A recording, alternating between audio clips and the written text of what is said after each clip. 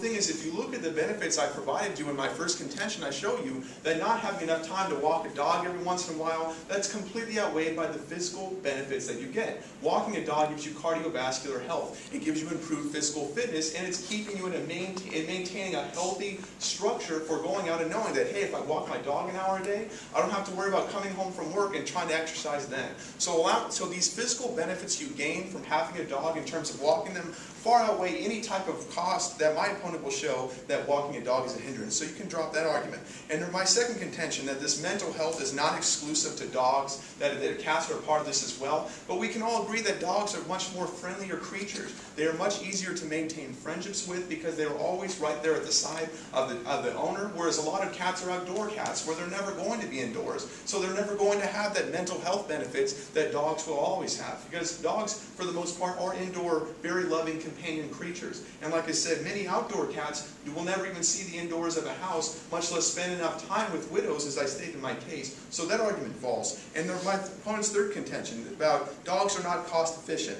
and that it's actually more cost efficient to have a cat. Well, my opponent must know that buying cat litter sure isn't very inexpensive, as is buying the cat litter box for it as well. And this is something that you'll never have to do with dogs. So yeah, you can say that dog food is a little more expensive, but I think it's much more money to buy cat litter and cat litter boxes than the difference between cat and dog food. So that argument also falls. So let's go to my opponent's case, where she says that cats are independent, and you can leave cats alone, but you can't leave dogs alone. Well, judges, I ask you to go to my first contention, where having these cats being independent isn't conducive to having a good physical regimen in your life. That if you have a physical, healthy life based off of walking your dog, then that's much more beneficial than cats being independent. Again, the benefits that I show you in my first contention far outweigh my opponent's. And her second contention, that cats are cleaner. Again, you can look to my third contention, where I show you that having to pick up cat litter, having to pick up all the litter from the box itself is not cleanliness at all. So that argument falls. Let's go to my opponent's third contention, where she talks about the fear of having a dog.